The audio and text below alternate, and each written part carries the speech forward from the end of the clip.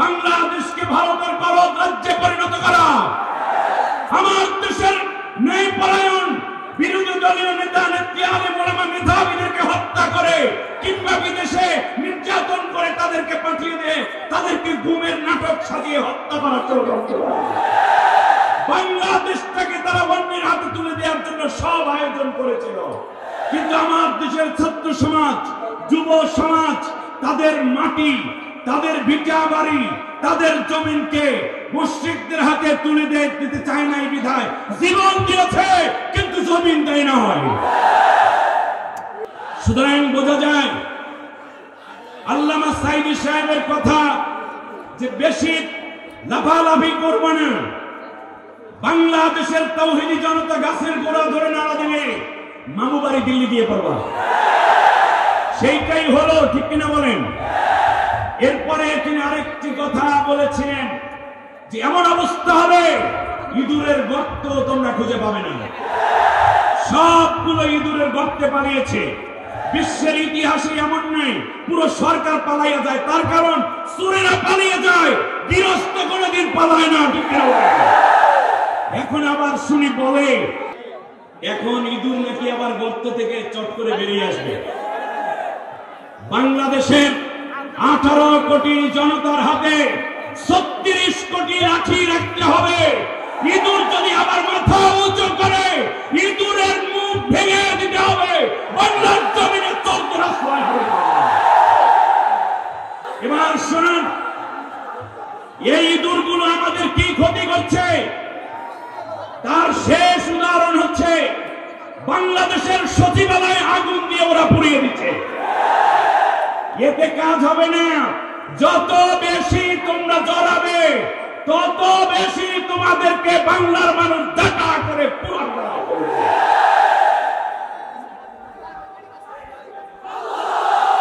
শুধু একটা কথা বলতে চাই আমি, শুনুন মুসলিম ভাইয়েরা, প্রিয় কোরআনের সাথীরা, আমরা যখন হজ করতে যাই, শুনেন, হজ যখন করতে যাই তখন জামারাতে আমরা পাথর নিক্ষেপ করি। হ্যাঁ, প্রথম দিন কোনটার গায়ে পাথর মারি? বড়টার গায়ে পাথর মেরে হাজী সাহেবানরা কোরবানি করে তারপরে অলরেডি ইহরাম খুলে ফেলেন। পরের দিন সকাল থেকে শুরু হয় ছোট মেজো বড়, তারপরে আবার ছোট বড় মেজো। সুতরাং এখন বড় রেসাইজ করা হচ্ছে। এলাকায় যদি উৎপাত করেন, নতুন করে সন্ত্রাসী চেহারা বের করেন, তাহলে দ্বিতীয় ধাপে কিন্তু ছোটটা থেকে বড় পর্যন্ত শুরু হবে। 18 বছরের নির্যাতন মানুষ বলে যায় না, কিন্তু বিজয় শুধু বিজয় নয়, কান খাড়া করে আজকের ঐতিহাসিক বাংলাদেশের শ্রেষ্ঠতম সর্ববৃহৎ কোরআনের এই মাহফিল থেকে আমাদেরকে কথাগুলো বুঝে নেওয়া দরকার। বিজয় যখন আসে তখন পরাজিত শক্তি হিংসা বিদ্বেষ এবং তাদের মর্মজ্বালা অন্তর্জ্বালায় পুড়ে ছাই হওয়া শুরু করে দেয়। তখন তারা শুরু করে বিজয়ের বিপরীতে আবার নতুন করে ষড়যন্ত্র করতে, ঠিক না বলেন? আল্লাহ রাব্বুল আলামিন বলেন, লা ইয়াদুররুকুম কাইদুহুম শাইয়্যা, তাদের কোনো ষড়যন্ত্র তোমাদের কোনো ক্ষতি করতে পারবে না, ইল্লা আদা, তবে কিছু কষ্ট দিতে পারবে। এই ইতিহাস শুনুন, এই পৃথিবীতে যখন কোন সরকার এইভাবে পালিয়ে যায়, অত্যাচার করে শেষ হয়ে যায়, তখন তাদের শেষ পরিণতির জন্য ফিরে আসতে 100 বছর অপেক্ষা করা লাগে। কত বছর? অতএব আপনাদেরকেও 100 বছর অপেক্ষা করা লাগবে। এই 100 বছর কি করবেন সেই চিন্তা করবেন। আমার বন্ধুগণ, আল্লাহ রাব্বুল আলামিন এখানে বলেছেন বিজয় যখন আসবে তখন তোমরা তাসবিহ পড়বা, ফাসাব্বিহ, তাসবিহ পড়বে। এই তাসবিহ অর্থ বসে বসে সুবহানাল্লাহ নয়, বরং বিজয়কে ধরে রাখার জন্য নতুন করে আবার বিভিন্ন কৌশল অবলম্বন করা। আমার কথা বুঝে আসছে আপনাদের? ইন্নাকা ফিন নাহারি সাবহান তাওয়িলা, সেখান থেকে ফাসাব্বিহ। হে রাসূল, আপনার উপরে যখন আমি বিজয় দান করলাম তখন আপনি আরো বেশি অ্যাক্টিভ হয়ে ওঠেন, আরো বেশি সচেতন হয়ে ওঠেন, আরো বেশি আপনার ঘুমকে কমিয়ে দিন, আপনার উম্মতকে, আপনার সাহাবীদের ঘুম আরো কমিয়ে দিতে বলুন। কারণ স্বাধীনতা অর্জন করা যত কঠিন, তার চেয়ে স্বাধীনতা রক্ষা করা আরো বেশি কঠিন। আমার বন্ধুগণ, স্বাধীনতা অর্জনের জন্য 5টি ধাপ দরকার। কয়টি উপাদান দরকার? না, আমার কথা জবাব দিতে হবে এখন। বিজয় অর্জনের জন্য কয়টা ধাপ দরকার? 5টি ধাপ একবার মুখস্থ করতে হবে। আমার ওয়াজগুলো আজকে যুবক ভাইয়েরা ভালো করে মুখস্থ করবেন। স্বাধীনতা অর্জন করার জন্য 5টি ধাপ আপনাকে পার হতে হবে। স্বাধীনতা রক্ষা করার জন্য 5টা ধাপকে আপনার অবশ্যই মেনটেন করতে হবে। এই 10টা বিষয়ের উপরে আমি 10 মিনিট কথা বলবো।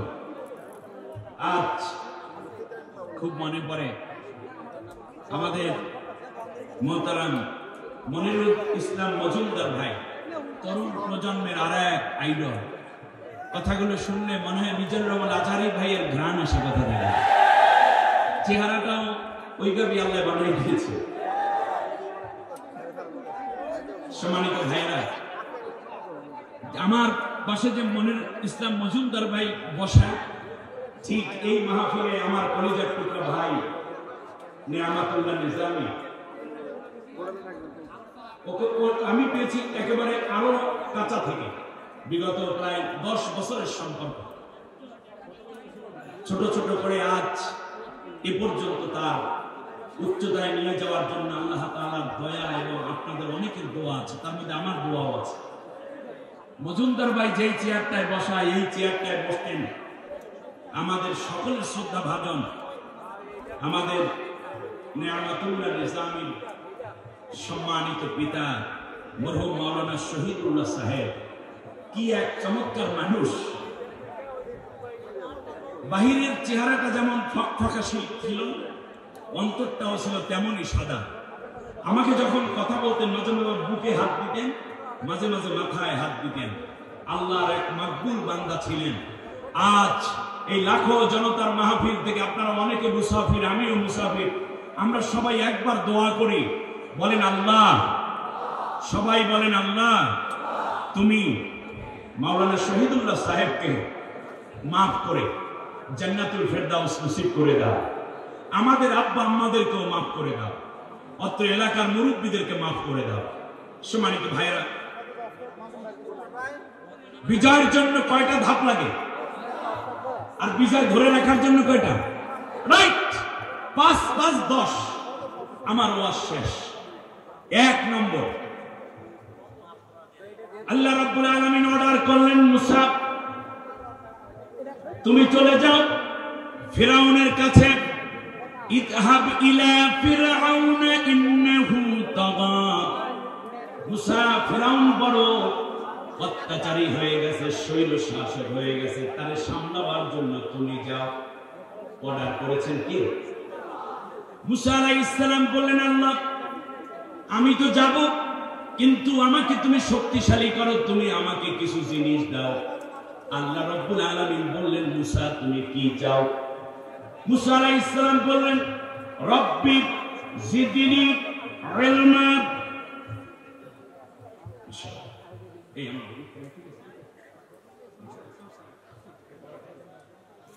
রব্বি জিদনি ইলমা। আল্লাহু আকবার। শুকরিয়া, নিজে আমি বলছি আরো 10-15 মিনিট বাড়ান যাবে। আপনারা আলহামদুলিল্লাহ বলবেন না? মুসা আলাইহিস সালাম আল্লাহর কাছে অ্যাটম বোমা চাই নাই। আমি জামালউদ্দিন আবার কবে কথা বলবো জানি না, কিন্তু আগামী এই প্রজন্ম, আমার ছাত্র ভাইয়েরা, যুবক ভাইয়েরা, আপনাদের এই কথাগুলো মনে রাখা খুবই জরুরি। কারণ আপনারা পথ হারালে বাংলাদেশ থাকবে না।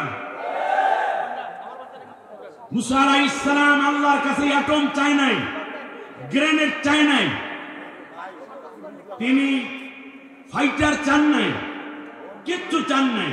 আল্লাহর কাছে প্রথমে চাইলেন, রব্বি জিদনি ইলমা। রব্বুল আলামিন তুমি আমার জ্ঞানটা বাড়াইয়া দাও, আমার মেধা বৃদ্ধি করে দাও। সুবহানাল্লাহ। স্বৈর শাসকের মোকাবেলায় বিজয় অর্জন করতে হলে অস্ত্র না, দরকার মেধা। কারণ আপনি একটা ঢিল ছুড়বেন, আপনার 14 গোষ্ঠী সহ ব্রাশ ফায়ার করে ওরা মেরে ফেলবে। এই জন্য অস্ত্র হাতে নেওয়া যায় না, মেধা দিয়ে তাদের মোকাবেলা করতে হয়। এই জন্য আমার নতুন প্রজন্মের স্লোগান ছিল, কোটা না মেধা। কারণ স্বৈর শাসকের মোকাবেলায় প্রথম যেই শক্ত দরকার তার নাম কি? মেধা। এই জন্য ছাত্রদের স্লোগান ছিল কি? মেধা মেধা। মেধাবীরা আগাই যাচ্ছে, বোকা কোটাধারীরা পালাইছে হেলমেট বাহিনী, ঠিক কিনা? আর দুর্নীতিবাজরা পালিয়েছে। পালানোর সময় একজনের ইতিহাস শুধু বলি, কি সুন্দর সাদা দাড়ি ছিল, সাদা চুল ছিল, সাদা পাঞ্জাবি পরত, নাম ছিল দরবেশ। এটা আওয়ামী দরবেশ, এটা মুসলমানের দরবেশ না, এটা লীগের দরবেশ, ঠিক না বলো? শেষ পর্যন্ত দাড়িগুলা কামাইলো, চুলগুলায় কলপ মাখাইলো, এরপরে পাঞ্জাবি সাইডে শার্ট পরলো, পাজামা খুলে লঙ্গি পরলো, দামি জুতা রাইখা 12 টাকা দামের পঞ্চ পরিয়া আবার সেই নৌকায় উঠছে। এক পর্যায়ে নসিব বন্ধ কোস্টগার্ডের হাতে ধরা পড়লো, তাকে রিমান্ড দেয়া হলো। রিমান্ডের এক পর্যায়ে জিজ্ঞেস করলো, যা করার তো করছেন, দাড়ি কামাইলেন কেন? বা ইসলামের জ্ঞান নেই তোমাদের মোটো, থাকলেই জিজ্ঞাসাই করতে না। বলে স্যার বলেন দেখি। বললো যে দাড়ি রাখা হইলো সুন্নতার জান বাঁচান ফরজ। কি মাসলা মাইরা দিছে, ফরজ রক্ষা করতে যাই সুন্নত কামাল জায়েজ। এ হচ্ছে ৩৬,০০০ কোটি টাকা বাংলাদেশ থেকে পাচার করেছে। আমি আজ ধন্যবাদ জানাই সম্মানিত প্রধান উপদেষ্টাকে। অনেক ধরা পড়েছে, একটা কথা ভাগ করে যে আজকে আপনাদের কাছে ফাঁস করে দিলাম। ধরা পড়েছে কয়েক হাজার দুর্নীতিবাজ, একসাথে সবাইকে আদালতে কিংবা মিডিয়ায় আনে না, তাহলে অন্যরা বলবে কি যে দেখো এই সবগুলাই একসাথে ধরলো কেন? হ্যাঁ, এরাও তো আস্তে আস্তে স্বৈর শাসক হয়ে যাচ্ছে। এই জন্য বাকিগুলো সিপাতে মারতে আছে, আর মারতে হলে ডিম লাগে, এই জন্য বাংলাদেশ আন্ডার দাম হয়ে গেছে। ওখান থেকে রিমান্ড দিয়া চাচার কাজ আছে, বুদ্ধি আছে, রিমান্ডের ঠেলায় টাকা কই বের করো। ইউরোপীয় ইউনিয়নে হাজার হাজার কোটি টাকা পাঠিয়েছে, বিলিয়ন ডলার পাঠিয়েছে, ওই ডিমের ঠেলায় ওই টাকার কথা কয়। আর 17 দেশের ইউরোপীয় ইউনিয়নের নেতৃবৃন্দ বাংলাদেশে আইনা বলছে তোমাদের ব্যাংকে আমাদের টাকা আছে, এই নামে এত, এই নামে এত, এই অ্যাকাউন্টে এত, টাকাগুলো সব দাও। একটা কথা বলি, খুব ফ্র্যাঙ্কলি বলি, ডক্টর ইউনূসের টাকা কেমন আদায় করতে ওরা শিখে দরকার নেই, ঠিক আছে না? একেবারে জায়গা মতো করছে। কিন্তু একটি কথা আমার বলতেই হচ্ছে, সেটা হচ্ছে উপদেষ্টা পরিষদের মধ্যে ভারসাম্যহীনতা আমরা লক্ষ্য করছি। আপনারা খেয়াল করেছেন কিনা, বেশিরভাগ বামপন্থীদেরকে নেওয়ার একটা হিড়িক পড়ে যাচ্ছে, যেটা বাংলাদেশের বিপ্লব আন্দোলন, বাংলাদেশের তাজিব তামাদ্দুন এবং মানুষের ঈমান আকীদা আকাঙ্ক্ষার সাথে মিলে না। আসিফ মাহতাব নামের বাংলাদেশের ব্রাঞ্চ ইউনিভার্সিটির একজন লেকচারার, যিনি সর্বপ্রথম ছাত্রদের পক্ষে শিক্ষক হয়ে অভিভাবকের মতো বুকে গুলির ঝুঁকি নিয়েও দাঁড়িয়েছিল রাস্তায়, ঠিক করে। আমরা আসিফ মাহতাব স্যারকে উপদেষ্টা পরিষদে নেওয়ার জন্য দাবি করছি। এটা আমাদের বাংলাদেশের মানুষের দাবি, আনন্দের দাবি। আপনারা কি দাবির সাথে একমত? আমার ভাই, একটা নাম আমরা প্রস্তাব করলাম সমস্ত মানুষের পক্ষ থেকে, তাহলে বোঝা যায় সর্বপ্রথম যেই জিনিস দরকার ফেরাউনের মতো স্বৈর শাসকের মোকাবেলা করতে, আর লেডি ফেরাউনদের প্রথম দরকার কি? 1 নম্বরে কি দরকার? মেধাবীরা এক হয়ে গেল, বিজয় আসলো। সুবহানাল্লাহ। শুধু মেধা হলে হবে না। মুসা আলাইহিস সালাম আরেকটু সামনে গিয়ে 5 জিনিসের আরেক জিনিস চাইয়া বললেন। বলল রব্বুল আলামিন, আল্লাহ তাআলা, শুধু মেধা হলে স্বৈর শাসককে পরাজিত করা যায় না, তুমি আমাকে সাহস দাও। কারণ আপনি ঠান্ডা মাথায় অনেক জ্ঞানের কথা বলবেন আর স্বৈর শাসক ক্ষমতা ছেড়ে দেবে, এই চিন্তা করা ভুল। তার কারণ এখানে সাহসের দরকার, সাহসী ছাড়া কোনদিনও স্বৈর শাসককে পরাজিত করা যায় না। আমার দেশের ছাত্র সমাজ, তরুণরা সেই সাহস দেখিয়েছে।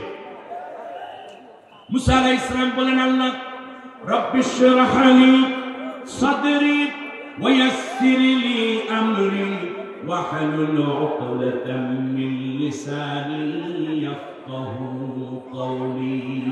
সুবহানাল্লাহ। দ্বিতীয়বারে কি লাগে বলেন তো দেখি? সাহস। জোরে বলেন কি লাগে? আল্লাহ নবীর সাহস ছিল না, ভীতু ছিলেন তিনি? প্রচন্ড সাহসী ছিলেন। আল্লাহ নিজে বলছেন, নবী মুসা আমার কাছে সাহস চেয়ে নিয়েছে, আর তোমার ব্যাপারে আমার বক্তব্য হলো আলাম নাশরাহ লাকা সাদরাক, আমি কি তোমার বক্ষের মধ্যে প্রচন্ড সাহস দিয়ে ভরপুর করে দেই নাই? মুসা আলাইহিস সালাম সাহস চান, আর আল্লাহর নবী সাহস চাওয়ার আগেই আল্লাহ সাহস দিয়ে দেন। অতএব বিপ্লবের জন্য দ্বিতীয় শর্ত কি? সাহস। আপনাদের সাহস আছে? কথা বলে না, দূর সাহস আছে? যারা সাহসী তারা একটু হাত উঁচু করেন তো দেখি। মাশাআল্লাহ, আলহামদুলিল্লাহ। এই সাহসীরাই বাংলাদেশকে রক্ষা করবে ইনশাআল্লাহ। হযরত মুসা আলাইহিস সালামের উপরে যখন যুবকরা ঈমান আনলো, সাথে সাথে মুসা ফিরাউন একটা ভয় দেখালো। ক্বালা আমানতুম ক্বাবলা আযানা লাকুম, তোমরা 9 জন যুবক ঈমান এনেছো, আমার অনুমতি ছাড়াই কি ঈমান আনলা? এর মানে ফিরাউনের রাষ্ট্রে বিরোধী দল করতে হলে তার অনুমতি নিয়ে করা লাগবে, যেমন আমার দেশে জাপা। ঠিক কিনা বলেন? মানে ওনার কথাই উনি চলে, এই হলো বিরোধী দল। আমার ভাইয়েরা, ফিরাউন ধমক দিয়ে বলল, লাউ কাত্তিআন্না আইদিয়াকুম ওয়া আরজুলাকুম মিন খিলাফিন ওয়া লামুসাল্লিবান্নাকুম ফি যুযু'ইন নাখলিন, তোমাদের যা করব শোনো, বিপরীত দিক থেকে তোমাদের হাত পা কেটে ফেলবো, আর তোমাদেরকে গলার মধ্যে রশি পরাইয়া, খেজুর গাছের রশি পরাইয়া, খেজুর পাতার রশি পরাইয়া তোমাদেরকে ফাঁসি দেব। এই কথা যখন বললো, হাত কাটবে, পাও কাটবে, ফাঁসি দেবে, এই জন্য যুবকরা সবাই বলছে, না না ওস্তাদ, কোনো দিন আর আমরা মুসলমান থাকবো না, আমরা ঈমান প্রত্যাহার করলাম। এই কথা বলেছে? কথা বলেন, বলেছে? বলে নাই। বরং যুবকরা বলেছে যে যদি শুধু হাত বা বিপরীত দিক থেকে দেওয়া এবং ফাঁসি নয়, বরং মাথার চুল থেকে পায়ের তালু পর্যন্ত যদি কেটে কেটে টুকরা টুকরা করে ফেরাউন, তারপরেও আমরা ঈমান ত্যাগ করে কোনোদিন তোমার দলে যাব না। একবার যেহেতু আল্লাহর কালেমা পড়েছি, জীবনের শেষ মুহূর্ত পর্যন্ত কালেমার পথে নিয়ে ইন্তেকাল করতে হবে। আমার যুবকদের স্লোগান শুনলেই তো মাথা নষ্ট। কি হয়? লেগেছে রে লেগেছে, আবার লেগেছে রে লেগেছে। এই কথা শুনলে চোর, সন্ত্রাসী কিংবা গুন্ডা, চাঁদাবাজ, ভোটচোর কিংবা এই স্টাইলে যারা আছে অবৈধ ক্ষমতাধারী স্বৈর শাসক, তাদের কলিজায় পানি থাকে না। আমার ভাইয়েরা, বিপরীত দিক থেকে হাত পা কাটছে মাত্র 7 জন। ফিরাউন কতজনের হাত পা কাটছে? এই কারণে আমরা বলি ফিরাউন 2 জনকে দেশে ফাঁসি, মোট 9 জনকে মারল। কিন্তু আপনারা জানেন, জুলাই আগস্টের আন্দোলনে মানুষ তো মেরেছি, যারা গুলিবিদ্ধ হয়েছিল তাদের কারো হাত কাটতে হয়েছে, পা কাটতে হয়েছে। আমি আসার সময় আমি পুরো সার্চ দিয়ে দেখেছি এই পর্যন্ত কাদের হাত পা কাটার কতজন, 2788 জনের হাত পা কাটতে হয়েছে। ভিতরে গুলি থাকার কারণে, বুলেট থাকার কারণে 7 জনের হাত পা কাটার কারণে যদি ফিরাউন হয়, তাহলে যে 2788 জনের হাত পা কাটলো, সে কত বড় লেডি ফিরাউন। উনি কেবল বাংলাদেশে আসবে, বাংলার মানুষ পূর্ণ সিদ্ধান্ত নিয়ে রেখেছে। কত বড় ফিরাউন আমার ভাইরা। তাহলে সাহস দরকার, আমাদের সাহস আছে নাকি? তৃতীয় কি দরকার শুনে, মুসা আলাইহিস সালাম আর একটু সামনে গেলেন, গিয়ে বলতেছে, আল্লাহ আমারে তুমি সাথী বানায়া দি, হারুন হুয়া আফসাহু মিন্নি লিসানা। আল্লাহ গো, আমার ভাই হারুন আমার চাইতে বড় ভালো বক্তা। সুবহানাল্লাহ। কি বক্তা? ভালো বক্তা। এবং রেদান আইয়ুসাদ্দিকুনি, এবং সে আমাকে সত্যায়ন করবে এবং আমাকে সাহায্য করবে। এবারে আপনারা বলেন দেখি, খুব ভালো করে ঠান্ডা মাথায়, এই তাফসীর মাহফিল, মূল পরিবেশ কখনোই নষ্ট করবেন না, কান খাড়া করে শুনুন। তৃতীয়বারে মুসা আলাইহিস সালাম আল্লাহর কাছে কি চাইলেন? চাইলেন আরো কিছু লোককে জড়ো করতে। পাশে ছিলেন ভাই, এই জন্য তার ভাইয়ের কথাই তিনি বললেন। তাহলে বোঝা যায় একা একা কোনোদিনও স্বৈর শাসকের মোকাবেলা করা যায় না, সাথে আরো কিছু দল এবং মতের লোককে এক করতে হয়, জোট করতে হয়।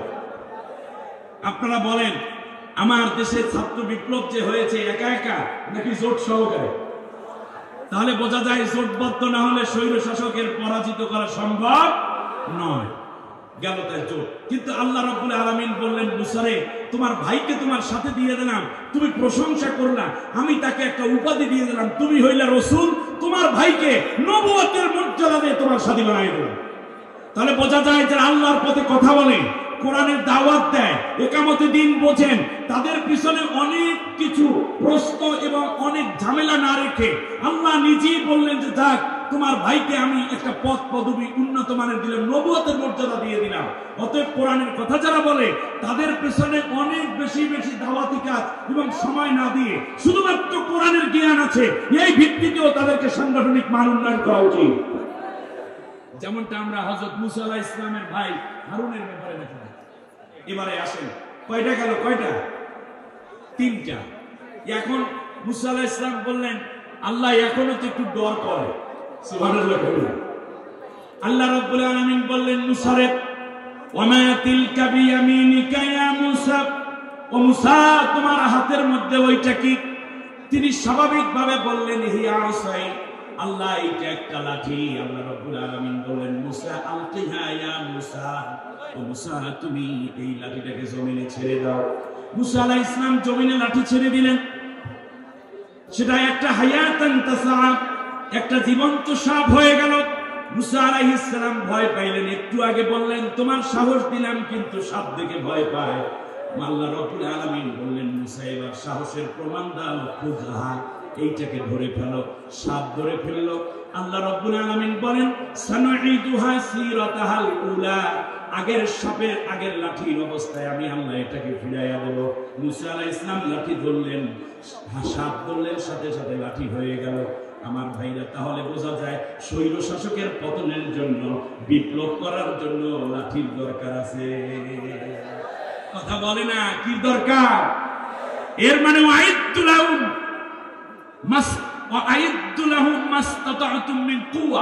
তোমাদের সাধ্য অনুযায়ী কি করো? রসদ সংগ্রহ করো, অস্ত্র জোগাড় করো। এই অস্ত্র যাই হোক, আবু সাঈদের হাতে কি ছিল? জোরে বলেন, কি ছিল? একটা লাঠি। আমার মনে হচ্ছে মুসা আলাইহিস সালামের লাঠি এখন আর আসবে না, কিন্তু সেই লাঠির ইশারা হতে হতে সাঈদের হাতে আল্লাহ তাআলা একটা লাঠি উঠাই দিয়েছে। ও গুলি বুলেট খায়, কিন্তু লাঠি ছাড়ে না। একটা ঘটনা দেখছেন? আচ্ছা, সাঈদ, আমি তার কবর জিয়ারত করেছি, তার বাড়িতে গিয়েছি রংপুরে। দন্তেশ্বয় আকা, দীর্ঘই দ মিলে কি হয়? সাঈদ, দীর্ঘই দিয়ে লেখে। আবার একটা হিসাব করে দেখলাম, 1 বছর আগে, প্রায় 1 বছর হয়নি, তার আগে যে পতনটা হলো, আল্লামা সাঈদী, আল্লাহ রাব্বুল আলামিনের কোরআনের এক পাখি, 13টা বছর জেল খাটানোর পরে হাসপাতালে চিকিৎসার নাম করে বিষাক্ত ইনজেকশন পুশ করে তাকে হত্যা করা হয়েছে বলে অনেকে ধারণা করছে। আজ ট্রাইব্যুনাল রেডি, নতুন করে বিচার কার্যক্রম শুরু হচ্ছে। তত্ত্বাবধায়ক সরকারের সময় হয়তোবা নতুন কিছু লোককে ট্রাইব্যুনালে হাজির করা হচ্ছে এবং সামনে হবে। এই লক্ষ জনতার পক্ষ থেকে প্রথম দাবি, আল্লামা সাঈদী সাহেবকে কেন এবং কারা হত্যা করলো, সেই ডাক্তার, নার্স, তদানীন্তন স্বরাষ্ট্রমন্ত্রী, গোয়েন্দা, ডিবিটিএসবি যারা ছিল দায়িত্বে, তাদের প্রত্যেককে গ্রেফতার করে সর্বপ্রথম সাঈদী হত্যা মামলার রায় এই জাতি কার্যকর দেখতে চাও।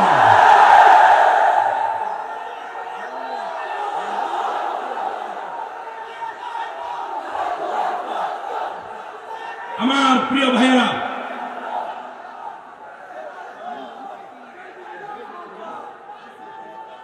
শোনো, সাঈদী শুধুমাত্র দীর্ঘটা নাই, দীর্ঘইটা নাই, বাদ দিলে কি হয়? দয় দীর্ঘিকার বাদ দেন, দীর্ঘিকারটা শুধু বাদ দেন, কি থাকে? সাঈদ। আমার মনে হচ্ছে আল্লামা সাঈদীর হত্যার বিচার হবে দেশে, সাঈদীর স্বপ্ন পূরণ হবে বলে আল্লাহ রাব্বুল আলামিন এক সাইডের রক্ত দেখে গোটা বাংলাদেশের ছাত্র সমাজ, যুব সমাজ চিৎকার করে বলেছিল, লেগেছে রে লেগেছে, রক্তে আগুন লেগেছে, ঠিক না বলে? আল্লামা সাইদি সাহেবের দোয়া আল্লাহ কবুল করেছেন, তার শাহাদাতকে আল্লাহ কবুল করুন, বলেন আমিন। জামাত নেতৃবৃন্দ, বিএনপি নেতৃবৃন্দ এবং নিরীহ ব্যবসায়ী এবং নিরীহ জনতা যারা এই স্বৈর শাসকের সময় হত্যা হয়েছে, গুম হয়েছে, আল্লাহ সবাইকে শাহাদাতের মর্যাদা দিয়ে জান্নাতুল ফেরদাউস মেহমান করবে। তবে প্রত্যেকটা হত্যার বিচার হতে হবে। বলল আল্লাহ এখন তো ভয় করে, এখন কি করব? আল্লাহ তাআলা বললেন, মুসা এই লাঠিটা নিয়ে যা। আরেকটু সামনে গিয়ে পঞ্চমবারে মুসা আলাইহিস সালাম বললেন, আল্লাহ ফিরাউনের বাড়ির কাছাকাছি চলে যাচ্ছি, আল্লাহ এখন কি করব? তুমি আমাকে আরেকটু শক্তি দাও। আল্লাহ রাব্বুল আলামিন বললেন, মুসা তুমি ভয় করবে না, একটা স্বৈর শাসকের মোকাবেলায় আমি তোমাকে একটা লাঠি হাতে ছেড়ে দিলাম, সাথে একজন মাত্র সঙ্গী তোমার, আর তোমাকে আমি দেখে রাখবো না, এটা হয় না। ইন্নী আরাকুমা ওয়া আসমা। ও মুসা তুমি যাইতে থাকো, আমি তোমার সাথে লাইভে কথা বলতে থাকবো। এই যে মোবাইলগুলো লাইভ প্রোগ্রাম করে, আল্লাহ রাব্বুল আলামিন মুসাকে সান্ত্বনা দিয়ে বললেন, মুসা চিন্তা করবা না, ফিরাউন কি কথা বলে আর তুমি কি কথা বলো, আমি আল্লাহ রাব্বুল আলামিন সব দেখবো, তোমার সঙ্গী হয়ে সব সময় তোমাকে আমি দেখতে থাকবো এবং তোমাকে ইনস্ট্রাকশন দিতে থাকবো। আমি আল্লাহ রাব্বুল আলামিন তোমাকে অ্যাডভাইস করতে থাকবো। আমি আল্লাহ রাব্বুল আলামিন তোমাকে সুন্দর করে নির্ভুল পথ দেখাবো, যাতে ফিরাউন তোমার দিকে চোখ তুলে গরম কোনো কথা বলতে না পারে। আল্লাহু আকবার। মুসা আলাইহিস সালাম হাজির, বলল যে খবর কি? মুসা তুমি আসছো? বললো যে হ্যাঁ আমি তো আপনার ঘরেই ছিলাম। হ্যাঁ ছিলা তো, 23 বছর ছিলাম। কত বছর? ভালো কথা, জবাব না দিলে হবে। 1.5 মাস বয়সের সময় মুসা আলাইহিস সালামের মা নীল নদে বাক্স বইরা ফলাই দিয়েছে, আপনারা জানেন না? ছেড়ে দিয়েছে, যাইয়া উঠছিল কোথায়? ফিরাউনের ঘরে। তাই সেখান থেকে ধরে মুসা আলাইহিস সালাম কত বছর ফিরাউনের ঘরে ছিলেন জানেন? 23 বছর, 23 ইয়ার্স। সেই 23 বছরের মাথায় এসে ওই কিপ্তি এক হত্যাকে কেন্দ্র করে প্রথম ধাক্কা দিয়ে তিনি চলে যান কোথায়? মাদায়েনে। আমারও মনে হচ্ছে কি জানেন, আচ্ছা একটু চিন্তা করেন তো, এই পলাতক গভর্নমেন্টটা 18 বছর ক্ষমতায় ছিল। 18 বছর আগে যেই বাচ্চারা ক্লাস 1 ভর্তি হয়েছিল তাদের বয়স কত ছিল? 5 বছর। 18 সাথে 5 যোগ করলে কত হয়? 23 বছর। আন্দোলন যারা করছে তাদের বয়স আনুমানিক কত হবে? আচ্ছা মুসা আলাইহিস সালামের জামা কাপড় কে দিয়েছে? ফিরাউন দিয়েছে। বই পুস্তক কে দিয়েছে? ফিরাউন দিয়েছে। খাবার দাবার কে দিয়েছে? ফিরাউন দিয়েছে। ঘোড়া গরু এগুলো কে দিয়েছে? ফিরাউন দিয়েছে। তাহলে এই জালিম সরকারও এমন করেছিল, স্বৈর শাসক, যে বই দিয়েছে বাচ্চাদেরকে, ফ্রি পড়াইলো, সকালে বিস্কুট দিল, উপবৃত্তি দিল, জামা কাপড় দিল, ওর মা বাবাকেও বিভিন্ন রকম উপঢৌকন দিল। কিন্তু 23 বছরের মাথায় আইসা এই পোলাপান্ডেই তার বিরুদ্ধে দাঁড়াইছে। এর মানে সরাসরি মুসা আলাইহিস সালামের নীতিটা মনে হয় আমার দেশের জেনজি বেবিদের মধ্যে দেখা গেছে, ঠিক না? বলবে হিসাব মিলাইয়া দেব, এরপরেও যে কোনো কোশ্চেন পরে আর না করতে পারেন। এবার দেখেন আগামীতে একটা খেলা হবে, সেই খেলাটাই হলো 5 দফা বিজয়ের পরে। প্রাথমিকভাবে মুসাকে বলল, ফাআলতা ফাআলতা কাল্লাতী ফাআলতা ইন্নাকা মিনাল কাফিরিন। এই মুসা, যা করার তো করে যাচ্ছ, আমি দেখছি তুমি একটা চূড়ান্ত কাফের। নাউজুবিল্লাহ। কে কারে কাফের কয় বলেন তো দেখি? ফিরাউন বলতেছে মুসা আলাইহিস সালামকে কাফের। হাসবেন না কাঁদবেন সেই যে বলেন দেখি। শেষ পর্যন্ত রাগ ক্ষোভে বলল, জারুনি আক্তুল মুসা ওয়ালিয়াদউ রাব্বাহু ইন্নী আখাফু আইয়ুবাদদিলা দীনাকুম। আমারে ছেড়ে দাও, আমি এখনই মুসাকে হত্যা করে ফেলি। আচ্ছা আপনাদের কাছে একটা প্রশ্ন করি, খুব ভালো মাথায় বুঝবেন, আপনারা তো খুব দামি শ্রোতা, বিভিন্ন মাহফিলের শ্রোতাদের অনেক ক্লাসিফিকেশন থাকে, একেবারে খুব নিডি এবং একেবারে লেখাপড়া কম না একেবারে জানে না, এরকম শ্রোতা বিভিন্ন মাহফিলে বেশি। আজকে আমার মনে হচ্ছে এখানে যারা আছে সবাই উচ্চ শিক্ষিত এবং খুব সচেতন, কারণ চেহারার মধ্যে এরকম একটা আভা আমি দেখতে পাচ্ছি। এমনি গ্রামের কিছু সরল মুসল্লি ভাইয়েরা এসেছে, মুরব্বীরা আছে, কিন্তু এই সংখ্যাটা বেশি। আমি প্রথমে যেটা বলেছিলাম, এবার আপনি দেখুন হযরত মুসা আলাইহিস সালাম যখন দাওয়াত দিলেন, বলেন আমাকে ছেড়ে দাও। ফেরাউন বলছে আমাকে ছেড়ে দাও, আমি নিজেই মুসাকে হত্যা করে ফেলবো।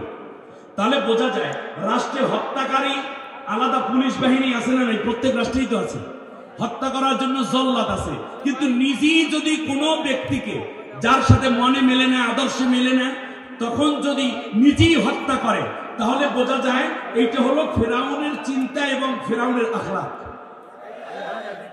আজ এই লাখো জনতার মনে থাকার কথা, বাংলাদেশে একজন ফাঁসির আসামি আর 10 মিনিট পরেই যার ফাঁসি হওয়ার কথা, মেজর বজলুল হুদা।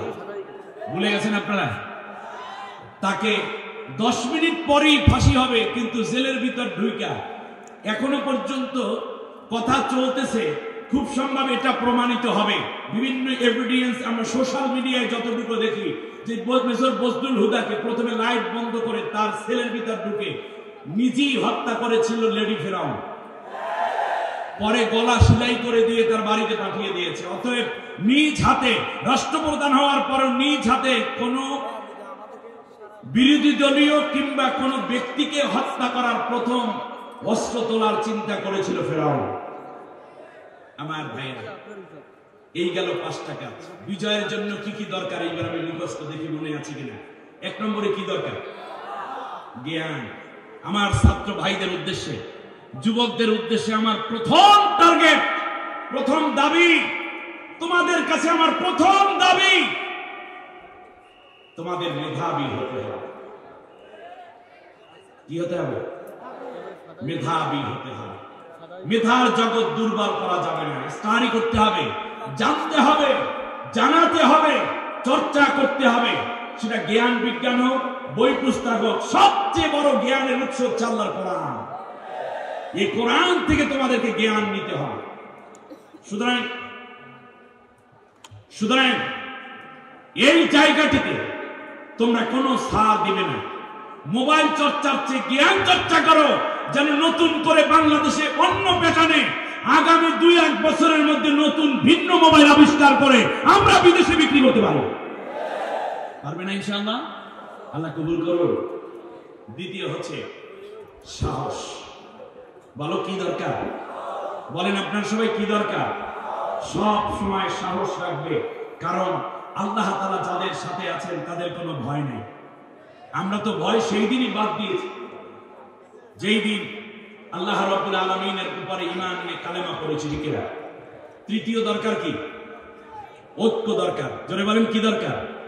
অতএব আমার দেশের পীর মাশায়েখ, আলিয়া, কওমি, মাযহাবি, আহলে হাদিস, লামাযাবি, মাতখালি কিংবা হানাফি, শাফি, মালিকি, হাম্বলি, সিস্তিয়া, কাদরিয়া, মুহাম্মাদিয়া, মুজাদ্দিদিয়া, নকশবন্দিয়া, দাড়ি ছোট দাড়ি বড় কিংবা কওমি আলী, এরপরে তাবলীগ জামাত, মুরব্বি, এইরকম যারা আছে, ঠিক তার পাশাপাশি দেশপ্রেমিক শক্তি বাংলাদেশ জাতীয়তাবাদী দল বিএনপি, জামাত ইসলামী সহ, হেফাজত সহ সবাই মিলে ঐক্যবদ্ধ থাকতে হবে। দেশের প্রশ্নে, আল্লাহর কোরআনের প্রশ্নে কোনো দ্বিমত করা যাবে না।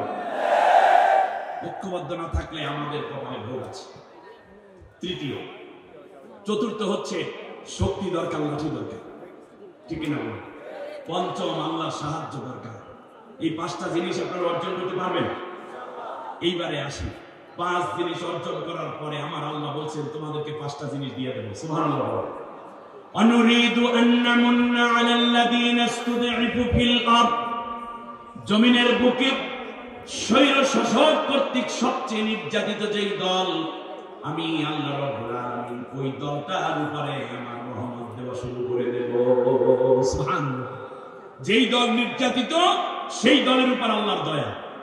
ওয়ানাজআলাহুম আইম্মাতান, মাঝখানে একটা সময় যাবে, তারপরে ওই দলটাকে আমি আল্লাহ রাব্বুল আলামিন ক্ষমতার মসনদে নিয়ে আসব। সিদ্ধান্ত কার? জোরে বলেন কার?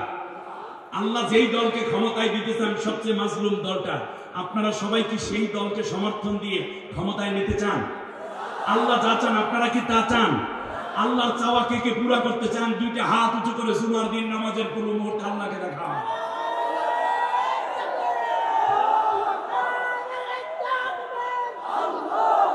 আল্লাহ তুমি কবুল করো। তৃতীয় হচ্ছে অনাজালাহুমুল ওয়ারিসিন, স্বৈর শাসকের পরে ক্ষমতার চেয়ারে ওই দলটাকে আমি বসাই দেব। অনুমাক্কিনা লাহুম ফিল আরদে, জমিনের বুকে আমি আল্লাহ তাদেরকে শক্তিশালী করে দেব। সুবহানাল্লাহ বলেন।